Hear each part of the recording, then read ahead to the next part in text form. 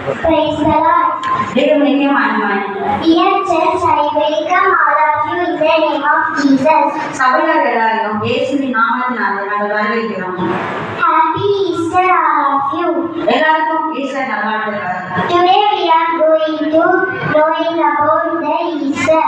இன்னைக்கு ஈஸ்டரை பத்தி தான் நம்ம பார்க்க போறோம். Easter means resurrection. ஈஸ்டர் அப்படின்னா உயிர்த்தெழுதல். Jesus was died on the cross for our sin. ஏசப்பா நம்முடைய பாவங்களுக்காக சிலுவையிலே மரித்தார். But it's not the end of Jesus. ஆனா அதுவே அவருடைய முடிவா இருக்கவில்லை. The Lord of God will raise him from the death on the third day. பிதாவாகிய தேவன் மூன்றாம் நாள் இயேசுவை மரணத்திலிருந்து உயிர்த்தெழுப்பினார். Jesus said in John 11:25, I am the resurrection and the life.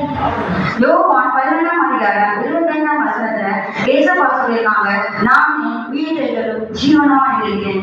Jesus rose from his death only for us. ஏசப்பா நமக்காக மட்டுமே மரணத்திலிருந்து உயிர்த்தெழுப்பினார்.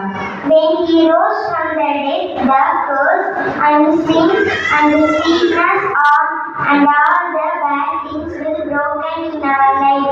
ஏசப்பா எப்ப மரணத்திலிருந்து உயிர்த்தெழுப்பினாரோ அப்பவே நம்ம வாழ்க்கையில் இருந்த சாபங்கள், பாவங்கள், வியாதிகள், கஷ்டங்கள், போராட்டங்கள் எல்லாவற்றிலிருந்தும் நம்ம எதெல்லாம் கட்டப்படுகிறோமோ அது எல்லாவற்றையும் உடைத்தெறிந்தார். So we got freedom.